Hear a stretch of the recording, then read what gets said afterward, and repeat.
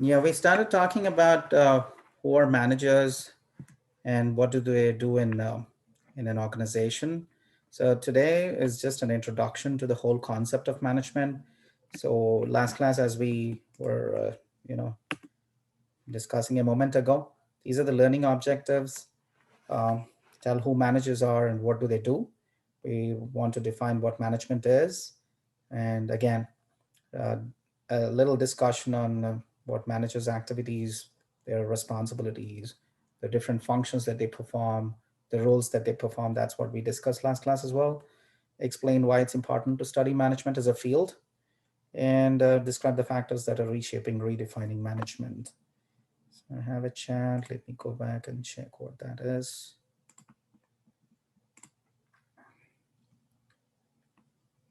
Okay, yeah, sure.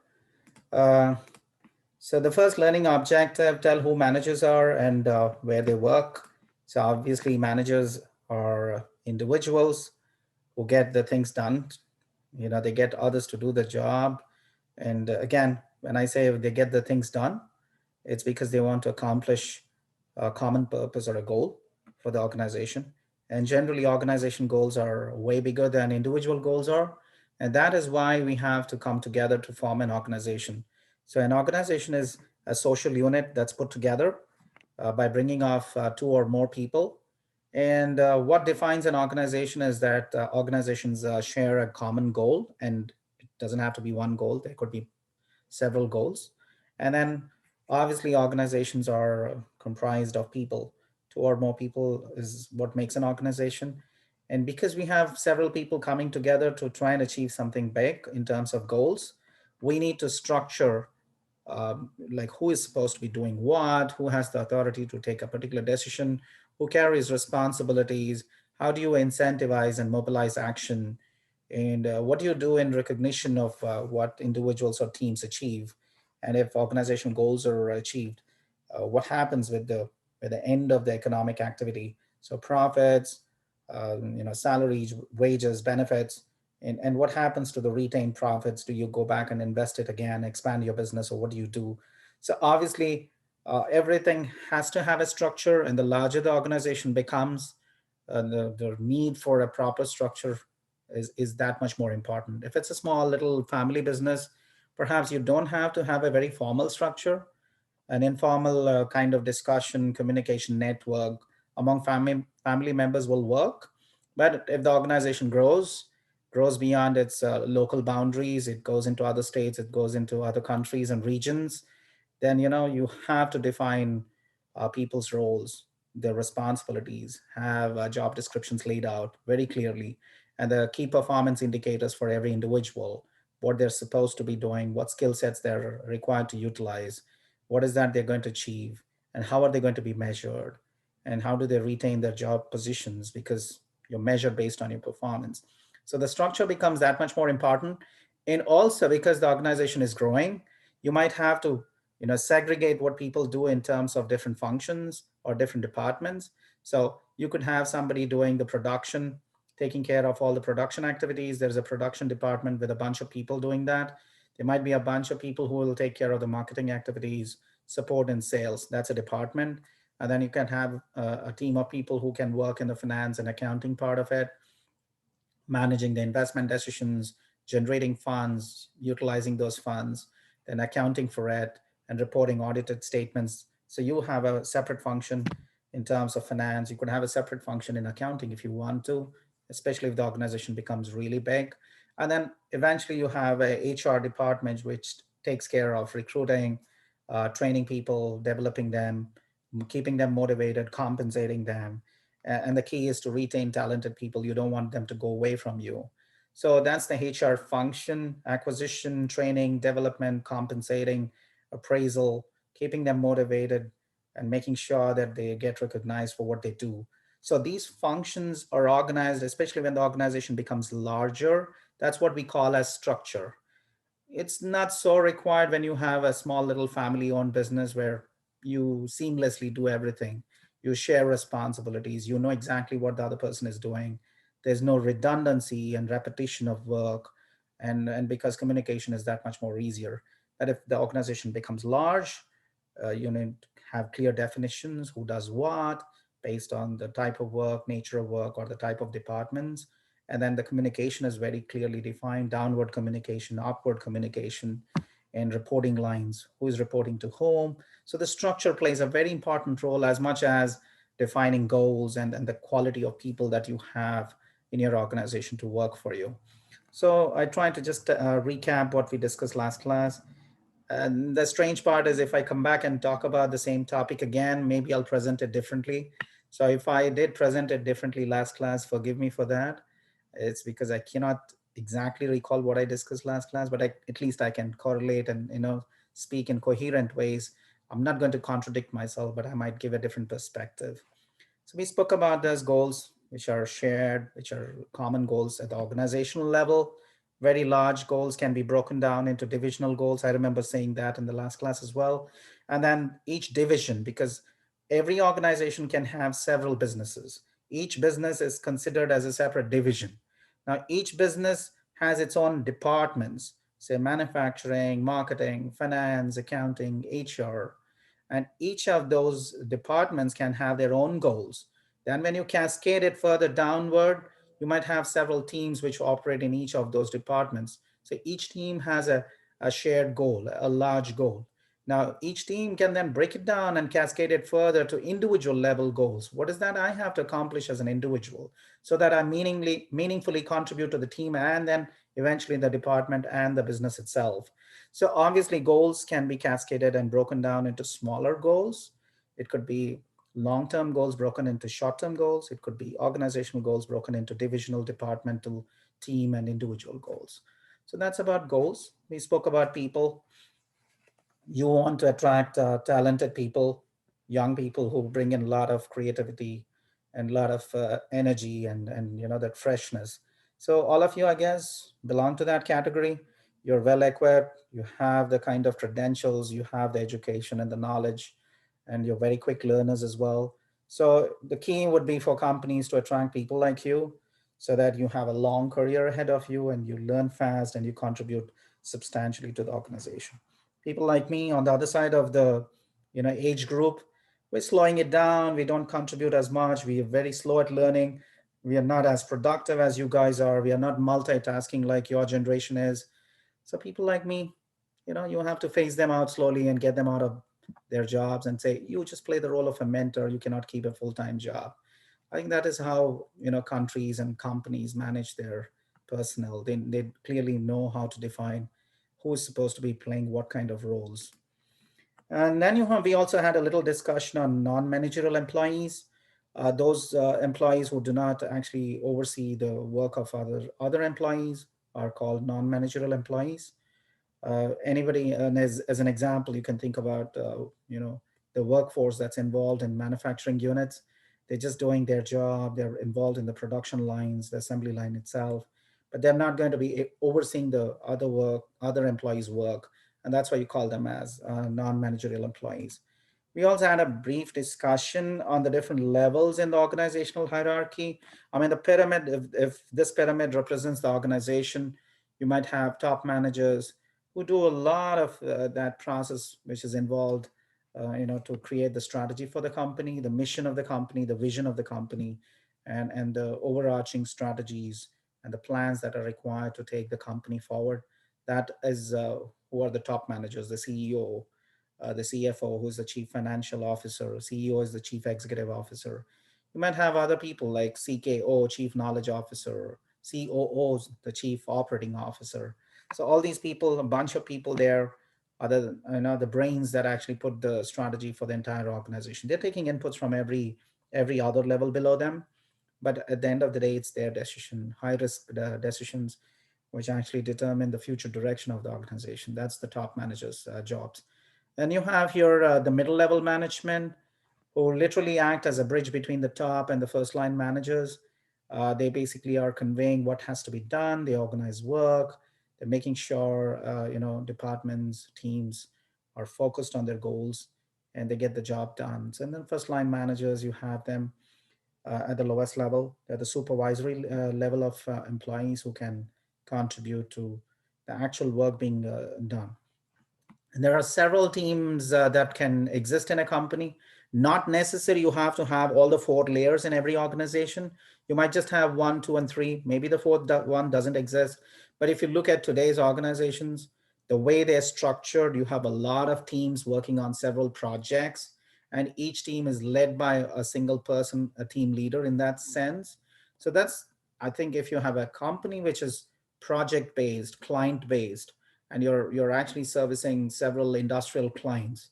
You're a software company who's having, say, several clients across the globe, and that means you have several teams that are working simultaneously, and each of those teams are led by a team leader, and each project is separate because each client's requirements are separate. So this is how probably you could organize your company based on what your organization does in terms of business. So that's a clear description of all those which we were just now talking. And then we go off to the next learning objective, which is define management. And yeah, I think we did this as well because we're saying management is getting things done by people. But when you get things done by people, you have to be careful because you want them to be efficient, use as little resources as possible, not waste resources because resources are always limited. And you want to make sure that your people, your employees are doing the right thing. You got to figure out what customers requirements are, and their changing needs are, and what's in fashion today, what are the trends that are there today, what is valued by customers today.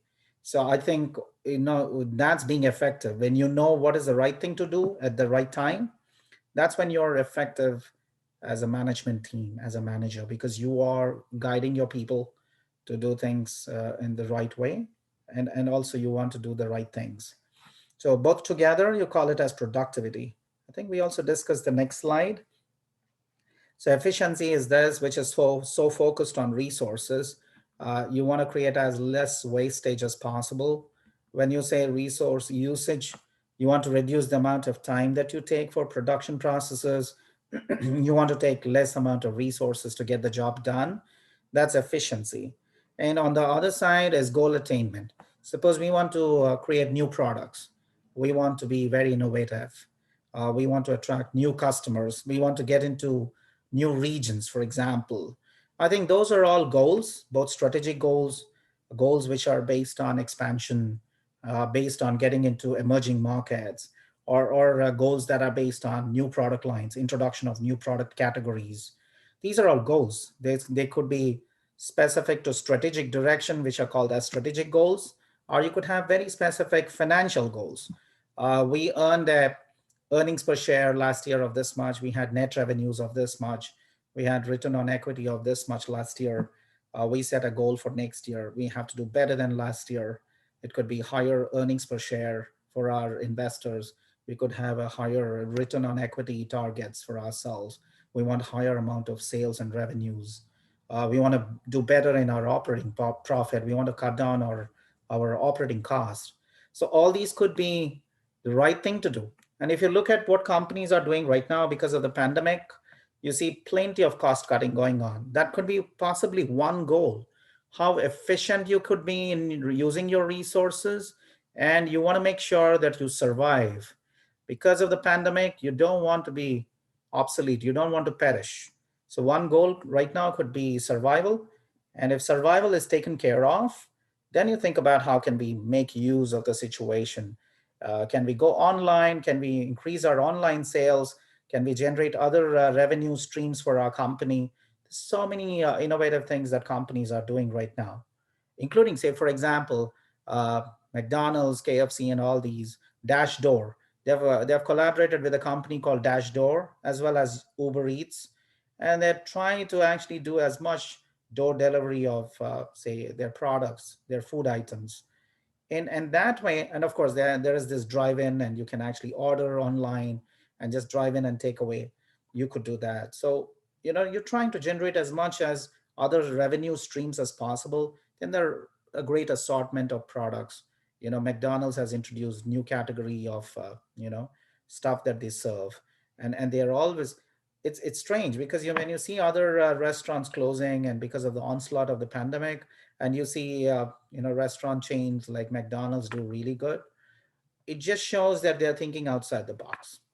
They are careful with their efficiency. They want to minimize the amount of resources that are being used, but also at the same time, they are doing something creative. They're thinking outside the box. They're trying to be more convenient for customers. Their collaboration with, say, Dashdoor, DoorDash, or Uber Eats. All those are smart ways of making sure that you're resilient and you can sustain business. So that's about when you put efficiency and effectiveness together, that is what we call as productivity. And that's the purpose of every manager's job. So what is management? Getting things done by people so that you have a common purpose that you want to achieve. That means you need smart people to do that for you. Structure your activity in ways that you can be efficient and you can be effective. We also were discussing this briefly last class. Is the manager's job universal? The answer is no. It cannot be universal. There cannot be one job description for every manager. It will depend on the level in the organization, the size of the organization, profit or not for profit company, or if it's across national borders, jobs will differ. So to start off with the level in the organization, we talked about this last class. Suppose you're a first level manager, you would probably do less of planning because that's first level. You will not be part of taking long-term decisions and strategies and stuff like that. You would still be part doing a great deal of organizing because you know you have to get the job done. You are responsible for outcomes. You might be dealing with resources. So there is a substantial element of organizing, and there might be plenty of leading, because not leading in terms of leading at the top level, but you're leading your own little team so that you get the job done. That's what is leading in this context. And of course, you will have some level of control. You're measuring performance of your team. You want to make sure you're doing it the right way. And if there is a deviation, if your actual performance is a little lesser than your targeted performance, then you want to make sure that you change your approach, change your strategy, and then your performance moves towards targeted goals. But when you go up in the organizational hierarchy and reach the middle level, that is where your planning increases from, say, this is again, it's just a picture. These numbers are not exact numbers. You can change that, and it depends on which country you're doing this research from. So planning definitely increases, plenty of organizing. Leading itself might get smaller because there's somebody else who is doing that. You just are overseeing something, perhaps controlling it becomes marginally higher. You're more responsible, you're more accountable. And then when it comes to top managers, so much of their time goes off in planning. Trust me, guys, when you start working, and if you've already worked, you know this. People spend a lot of time in meetings, planning and planning. Sometimes it just gets to you. You start thinking, what am I doing sitting in those countless number of meetings? Because it's so difficult to understand why do we spend so much time just in planning, because plans are important. And I was telling you last class, even for planning for a vacation, you need a lot of things that you want to consider. How much time, which place, mode of transport, what contingencies, what kind of preparation that you should have. There's so much planning even in for a vacation. So if it's for a company, resources involved, risk involved, planning is extremely important. Organizing still high, leading very little, because you're not actually leading people to do a task or an activity, but controlling marginally again higher. That's what how a manager's job can be based on the level, first level, middle level, or top level management. Are jobs, managers' jobs universal? The answer is no. And we were also discussing last class size of the organization. If you look at the different roles that managers generally play, they don't have to play all the roles at all times. They're required to play these roles at certain points of time in their job.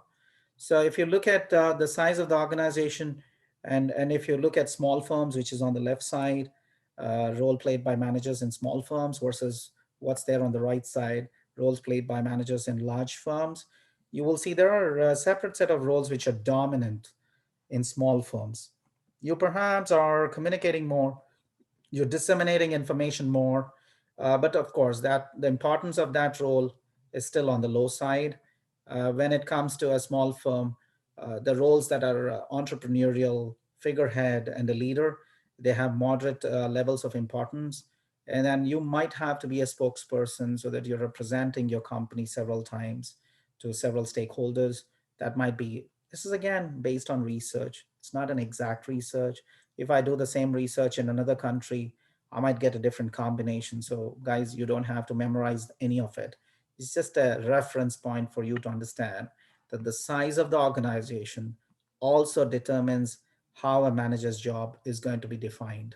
And on the right side, if it's a large firm, an entrepreneur, he does, or a person can be an entrepreneur, but it's low. See, if it's a small firm, the entrepreneurial role is moderate. But if it's a large firm, you don't have much scope. It's not easy. But I can actually tell you a company which is contrary to this research. Say, if you take the example of 3M as a company, I can actually put it on the chat because if you're not familiar with 3M, I'm sure you are, but just in case you're not very familiar with 3M as a company, 3M has plenty of innovation opportunities. The way they create small little teams, I put that in the chat, 3M as a company. You might just want to go back when you have time, casually research 3M as a company on your phone. A very interesting company. It's an American company built on the edifice of innovation. There are hundreds and hundreds of teams. Each of those team members come from different walks of life, different fields of expertise.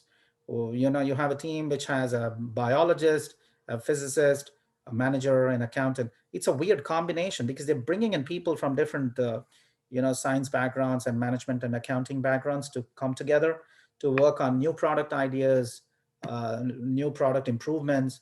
In the number of patents that they have, 3M, new technologies and new products that they have developed, more than 100,000. The number of new product developments, more than 100,000. You name it, they're in every particular, they're in engineering, they're in automotives, they're in mobile phone industry, they're in the glass industry, they're in plastics. You name it, they're there. In tools, so you should perhaps just go for the sake of it, out of curiosity. You can just spend some time. So I would think, I'm giving you an example where entrepreneurial role in 3M is high, though it's a large firm.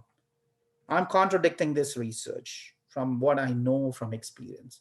So this is not something that you have to memorize or know. I can give you contradicting examples straight away. Then they have given the examples of liaison, like you're trying to play the bridge between internal stakeholders versus external stakeholders. And that's kind of moderate in large organizations. You're a monitor because you're a nerve center. You're taking in information from outside, you're passing on information from inside, only that which is permissible. And so you would sometimes play the role of information disseminator, or you could play the role of information monitor. You could play also the role of a disturbance handler, because in large organizations, people differ, teams differ, and they might have conflicting scenarios and opinions and perspectives. So you might be called in to play the role of a disturbance handler. You could be a negotiator because large firms generally collaborate with other companies, other partners. So they could say, oh, you're good at playing the role of a negotiator, come in, talk to our partners, see that we can come up with a articulation agreement, maybe in a memorandum of understanding, so that we can have a collaboration with them. And the topmost role, which is the most important, is resource allocator. Large companies have large amount of resources. Not necessarily they are unlimited, they are still limited, but they have large access to large amount of resources. So at some point of time, you will be called into play an important role of being a resource allocator. This is the roles that you play. Roles are different from jobs. See, I'll give you an example. My job is a professor. I have to teach. That's clear. I'm paid for this.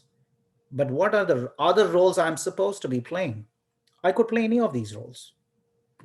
I could be a mentor. I could be a researcher. I could be a scholar.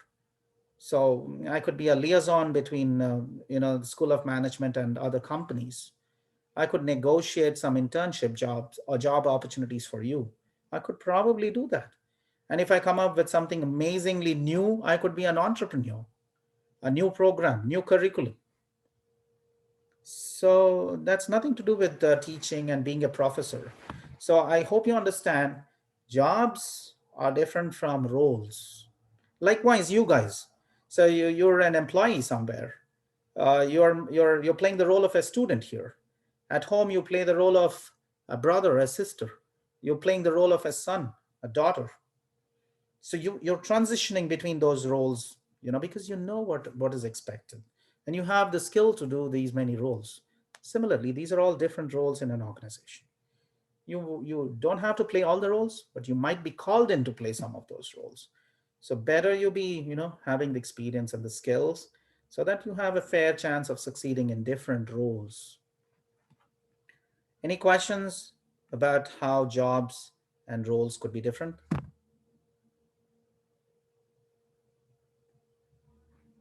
No?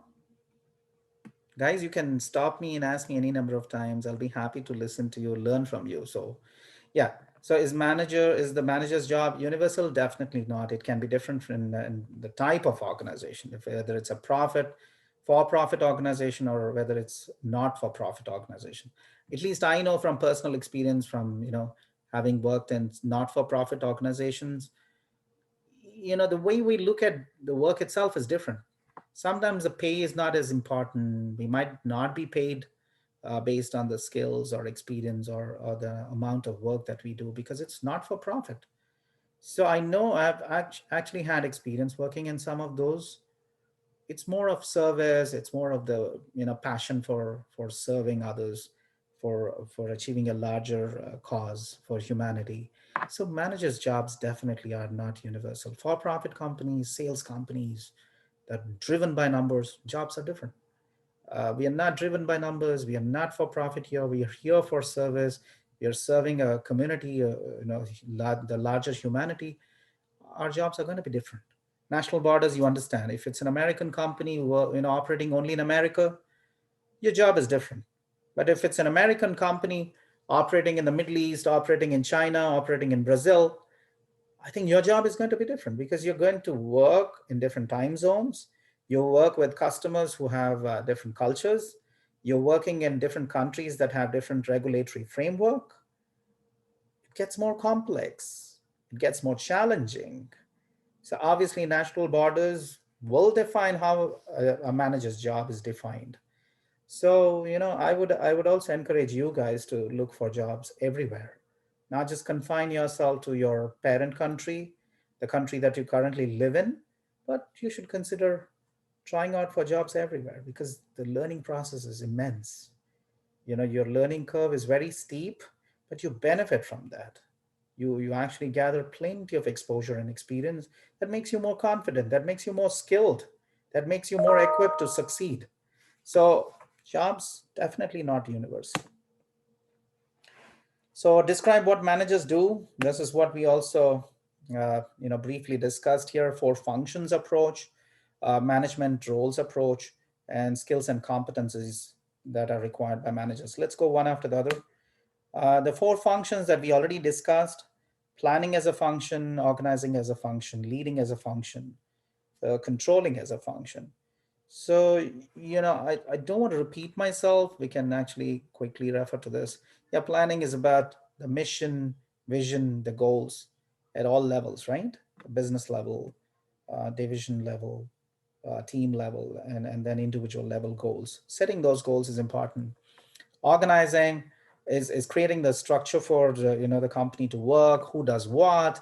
Who is having the authority? Who has the responsibility? Whom are we reporting to?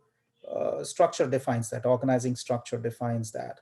Leading, you can motivate people, inspire them, you direct them, you make them understand the vision, and you want them to be passionately involved. And that's what is leading function. Any questions? You're controlling, as I was telling you earlier, it just makes it completes the loop. You start with planning, you end up with controlling, because controlling is measuring, taking numbers, getting the reports, taking feedback, either from customers, from your own employees, and seeing what changes should be made so that we do better, we get closer to our goals. Yeah, so we're done with that approach. Management roles, I think we also discussed this. So I'm not going to repeat myself that much, other than just read it out for you. Figurehead, That's an interpersonal role. Leader, that's an interpersonal role. Liaison, the bridging between internal stakeholders versus external stakeholders. Those three are interpersonal roles. And information roles, because information is a key for decision making. You could actually monitor what's coming in, what's going out in terms of information, and the key bits of information, whomever it has to reach. You're also in charge of disseminating that information, and you're representing the company at different fora to different organizations, and maybe you're reporting to even the government agencies. You're a spokesperson, so you got to be very careful what you're going to speak because you're representing the organization. And then decisional roles, you're an entrepreneur, you're deciding to do something creative. Maybe you require resources. Companies like 3M are happy giving you those resources. Sometimes large companies, you have plenty of disturbances, you will play that role because you're decisioning a particular conflict situation and making sure conflicts are resolved constructively. And you're taking decisions on how to manage resources, how to optimally utilize resources. Negotiating roles, you're talking of the terms and conditions of partnership, collaboration with other partners. You're negotiating a good deal, a win-win kind of deal for yourself, and you have to decision of those kind of negotiations or partnerships that you might want to have. So that's about the management roles. We talked about it, which approach takes the price. Apparently functions. That's how today's organizations are structured. So that takes away the price. Yeah, that's why you don't hear the role approach that many times. How many of you thought you're playing different roles already? Like when you come to campus, you're a scholar, you're a researcher, you're a student. And then when you go to work, you're an employee, you're a colleague. And then when you go home, you're a brother, you're a son, you're a daughter. You're playing so many roles. Did you realize that? No, not really. Now that you mentioned it. So and the key is to make a nice balance between what roles you play in the formal world, because that's where you get recognized for your work. We all feel happy when colleagues recognize us, our boss recognizes us, and your organization recognizes us. You feel good because that's where you get that external recognition. But at the same time, I cannot simply ignore and take easy my role of being a father, my role of being a husband. I cannot sacrifice that, because if I did, it's going to affect me. I'll be more stressed, both at the workplace and at home. So if you can transition seamlessly from formal roles at the workplace towards the beautiful roles that you have in your own life, I think that's the secret. So I'm talking of work-life balance basically. So go to the work, don't take too much pressure, do what you are very good at doing, and you're a boss, you have done it before. It's not you don't know anything, and nobody has to tell you what to do because you're smart enough. So don't take too much pressure and stress. Just enjoy what you do, be passionate about what you do, be honest and be sincere with what you do. Don't carry work home. You know when to turn off and enjoy the role of being either a son, a daughter, a father like me, a husband like me. I mean, I'm happy doing those roles. I cook for my kids, I cook for my family, I spend some quality time at home. So, that's a beautiful way of de stressing, detoxing. And if you look at it this way, that we're very blessed to still have a job and have a family to take care and a home to live and a country to go. The very fact that we all can stay grateful for what we have today, that makes it much easier on each of us. We will go through difficult times. Life is not just, you know, an easy path. You will have those ups and downs, but it comes together. Happiness and grief, they're inseparable. So to me, that happens because I understand from management that these are beautiful roles, and you don't mix them up. You don't ignore some roles. If you start doing that, if I'm just getting too caught up with work, I'm killing myself. Should never do that. Have a nice balance between what you should do. Even if you went for a vacation, can you check out, am I going to learn something? It could be in science, it could be in your own field.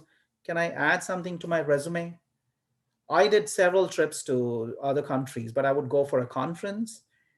Make sure I'm presenting my work, sitting in those conferences, learning from others. And then, of course, I go see places and enjoy my holiday. So I would also suggest you, you cannot treat work and life, as being contradicting. You need to enjoy both as much as you should. So what skills do managers need? This is another way of looking at it. We require, as managers, all of these: conceptual skills, interpersonal skills, technical skills, and political skills. Now, I can just explain quickly what are your conceptual skills. At the top level, as you start taking up more responsibilities, higher level jobs in organizations, that is where you require conceptual skills, your ability to analyze data, your ability to put the dots together, to understand, assess the external environment, to figure out what competitors are doing for your company, and to sense how should I keep my organization strong? How do we not lose our customer base? How do we compete in spite of this extreme situation? Difficult times, how do we do it? So conceptual skills is your ability to diagnose and analyze and then strategize for the company. Interpersonal skills, I think we all know, to be able to work with others, to communicate clearly, to have that emotional balance and emotional intelligence. That's the key. If you see salespeople, they're always smiling. If you see staff on board a flight, they're always smiling. You must understand how intense it must be on their emotions. If they were not really emotionally strong, emotionally intelligent, they cannot, I'm sure they have so many difficulties. They must be dealing with tough customers, people who are rude to them. And in spite of it, they smile.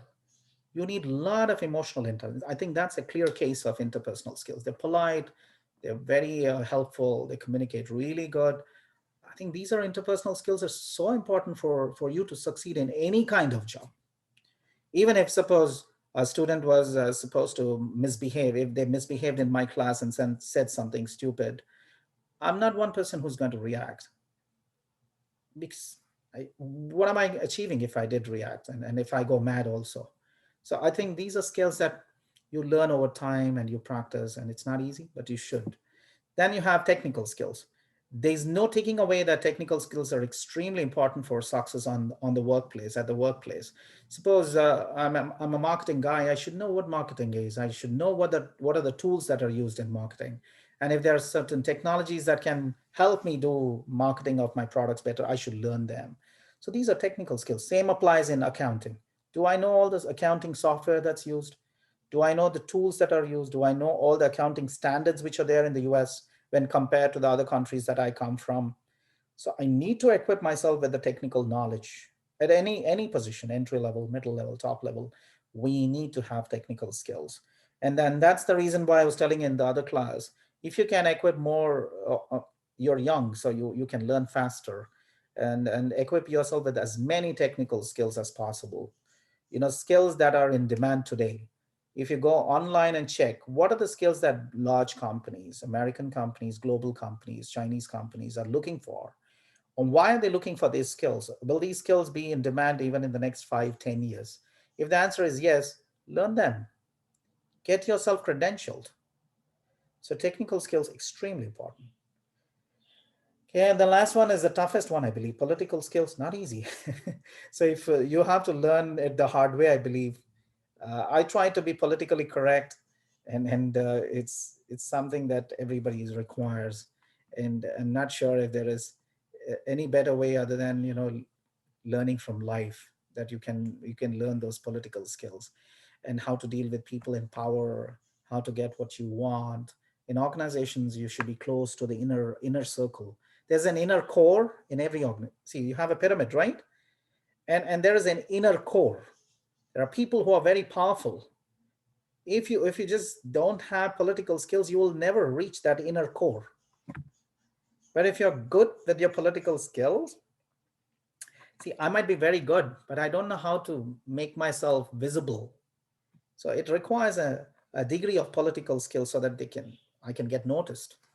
I need to I need to advertise myself in ways that most powerful people recognize me.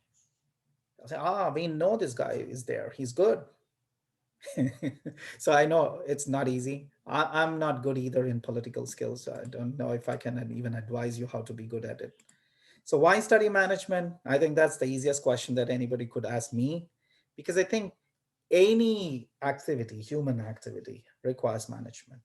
Even the American space program requires management.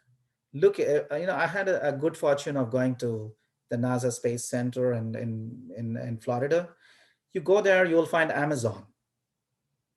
Amazon is invested in space technology big time. They have the company called Blue Origin, invested into space technology.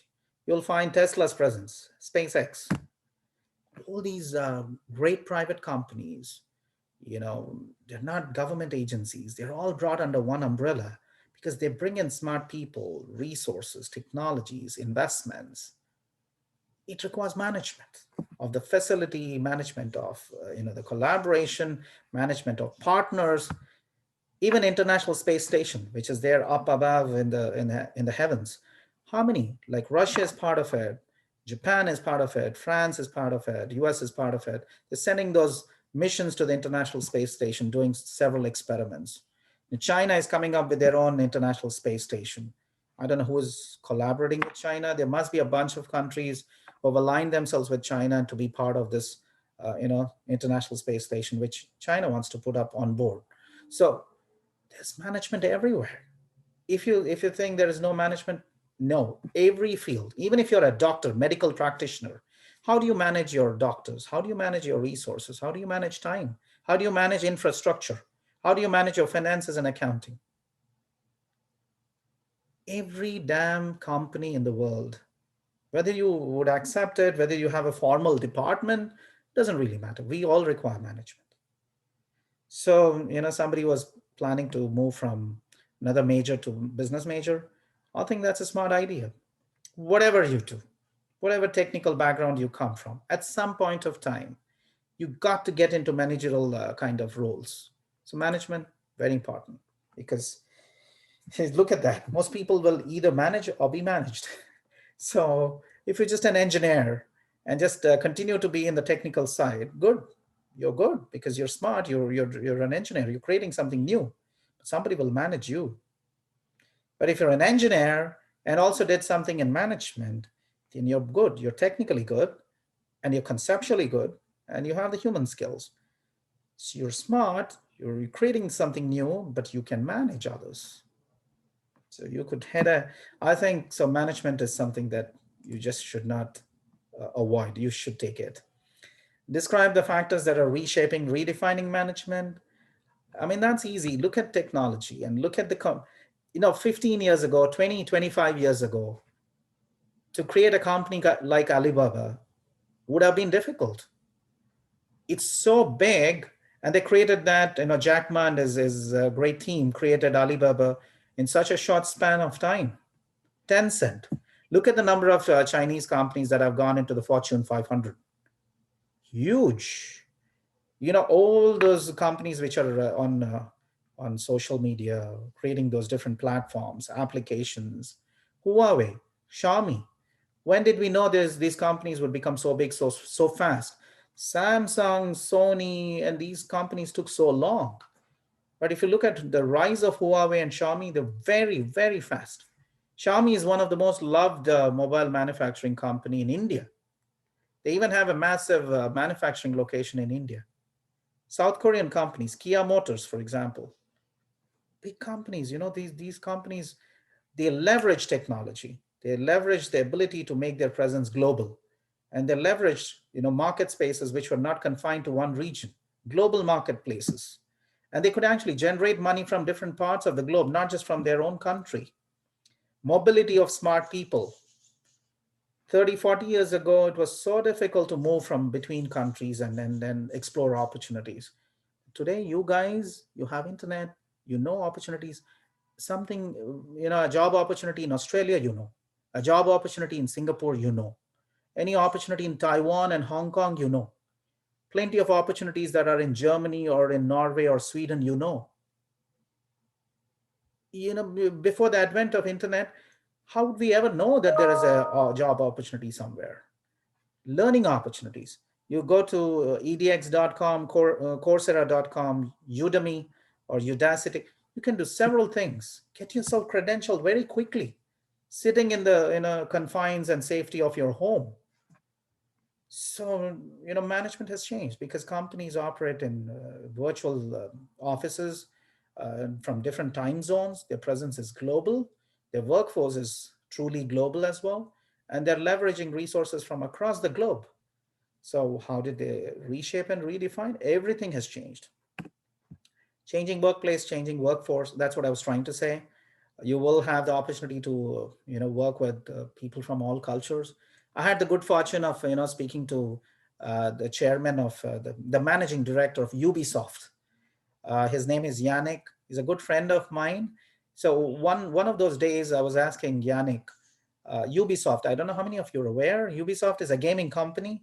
So I'm assuming, because you're all into gaming, you more familiar with a gaming company. That's why I take that example. So when I was asking Yannick, you worked in several countries with people from different countries. So what do you think about, say, people from Germany? I just wanted to pick on his brain. He said, Germans are very, very immaculate. They're very, they pay attention to detail. They're extremely good with their engineering skills. And that's what makes them, and they're high on quality. If they're doing something, they want to do it really well. And they're driven by their university and education, so many good things. So I'm like, wow, I would want to go and work in Germany to learn those, to get to get the experience of having worked in Germany. I'm being honest with you guys.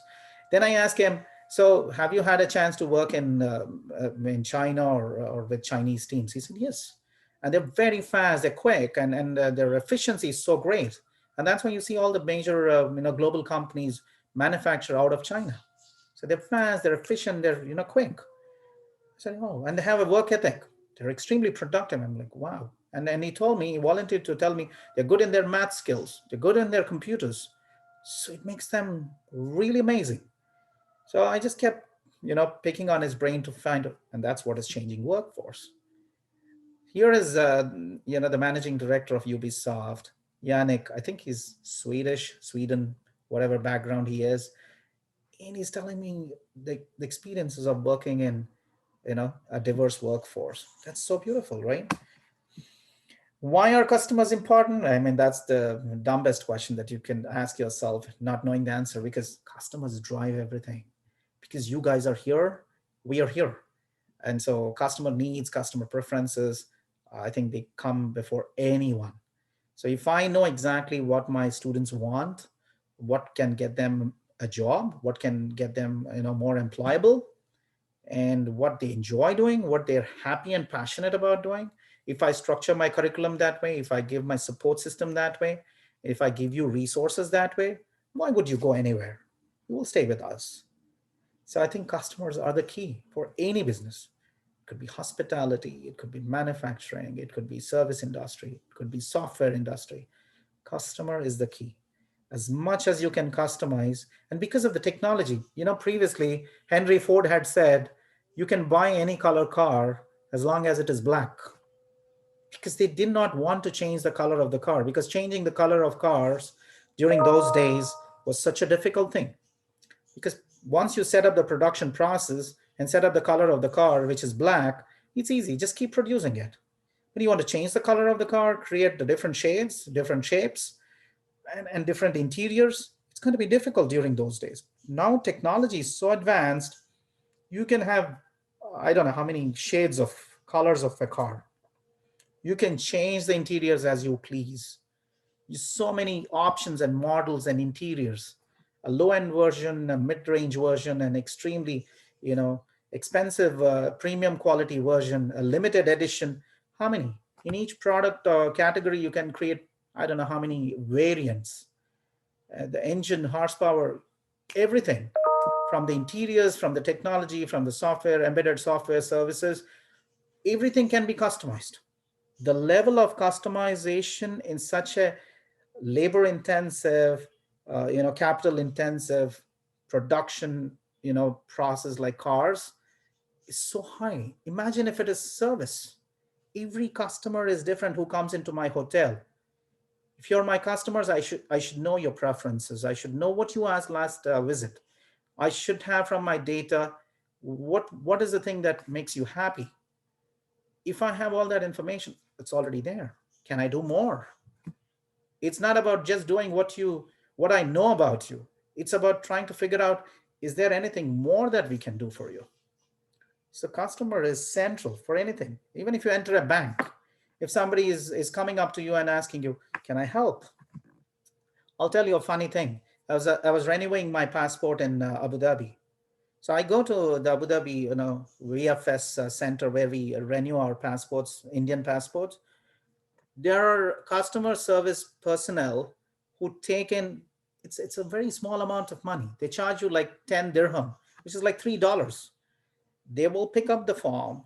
They will ask you your passport, fill the application for you, make sure you sign it off at the right places, make sure you stick your picture at the right place, make sure you attach the documents in the sequence as mentioned in the checklist. They submit it on your behalf just for $3.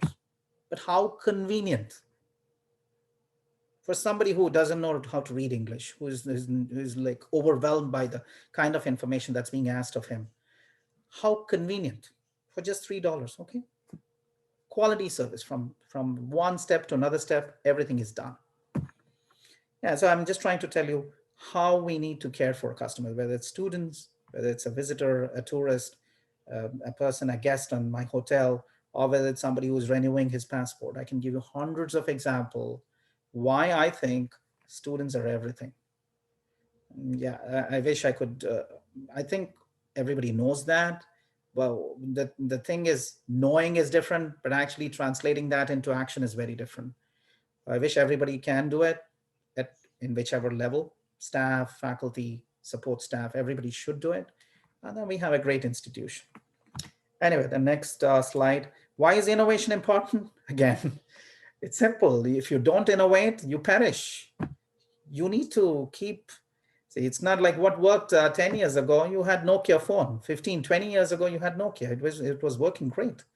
A Finnish company, they were pioneers in mobile technology. But if they didn't change, they were still operating using the Symbian operating system. They didn't go to Android quickly. They didn't change the operating system. Out of business. Such a great brand, the first mover advantage, extremely good with their mobile technologies. They're pioneers in their industry, not fast enough to change. Kodak, another company, leaders in the photographic business. You don't even find Kodak anywhere. So even large, big organizations will perish if they do not continue to innovate. I gave you the example of 3M. Look at 3M's periodic table. Chemistry students will remember we have a periodic table in chemistry, right? With all the chemical elements. So 3M has its own periodic table for innovation. They have different product categories, and they say, we are innovating here, we are innovating here, we are innovating here. And innovations in one category, they're seeing if they can replicate it in another category of products. Unbelievable company in terms of innovation. There are beautiful videos on their website.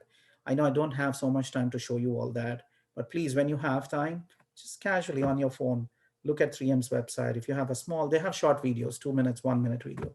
Just have a look at them. You might be interested to take up a job with them. You never know.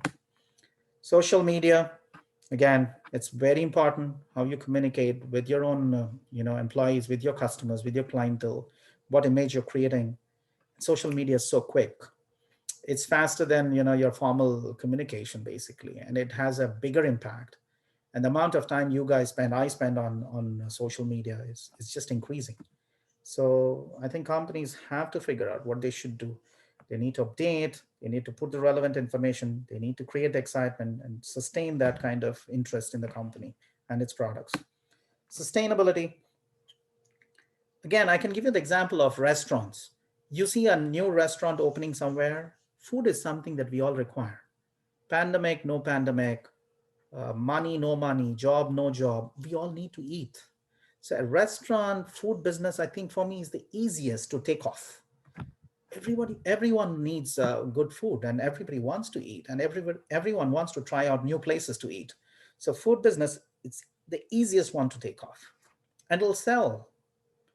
But the most difficult thing to sustain, you know why? Someone else can start a similar restaurant beside you, and over a period of time your quality goes down, your chef has changed, you just don't have the right ingredients, you no longer invested, your personnel is not motivated, and everything drops.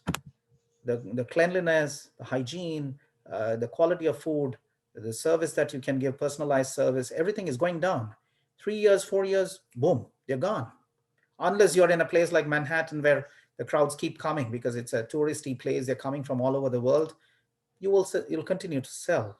Maybe not now because of the pandemic again. But if you want to sustain something, you need to continue to invest in terms of service quality, food quality, or the product quality. You need to invest in operational efficiencies. How do we cut down cost? How do we see that we are not wasting money? We need to be efficient in how many locations we open shop. We cannot be over ambitious and try start opening, 100 outlets and then we start losing money. So you got to be very, very judicious, and the quality of people working with you. I've seen good restaurants succeed because the owner of the restaurant, whoever owns the place, is there every day. He's going across each table. Is the food okay? Do you want anything more? Can we give? And they're happy giving you a free dish, a new dish that you might want to taste. They do so many nice things. I'm not talking about just the employees. Even the owners of the company, of the restaurant business, they are there every single day. It's not just because they're only concerned about the profits, but they want to treat. This is hospitality business. You need to have that personal touch with your customers. Sustainability is a crucial thing. Operations, cost, innovation, customer service. You've got to think and see what others are doing. Can you improvise? Can you think outside the box? I remember Shakespeare as a coffee place. I was giving this example in one of my other classes last semester, and I never knew Shakespeare is there in New York because I saw this in Abu Dhabi. Shakespeare, nice place because you have books to read, you have electronic books, you have Amazon Kindle, you can read books on your iPad. They give you the iPad for you to read as you have coffee. So they're giving you a full experience. They're not saying you have coffee, you can surf on your phone, you have access to internet and you can leave. No, they even have access to books. There are many things that you should continue to do to make your business sustainable. Managers matter. I think they do because if you have smart people manage your businesses, and if you have people who are willing to think outside the box and be passionate about what they do, and they're keen on keeping the teams together and focused on goals, you have a very good chance of sustaining business and then growing it and in the future. So that's all possible, and managers are the key, because at the top level you might have the best of strategy, you might have the best vision and mission, but if you don't have great managers at different levels, how do you translate that wonderful mission or vision and values to actionable items, to approaches, to actual customer service, to creating great products? So managers are basically the catalyst for carrying that change forward. So managers definitely very, very important. They are key to organizational, renewal, organizational innovation, and I think that finishes off today's class.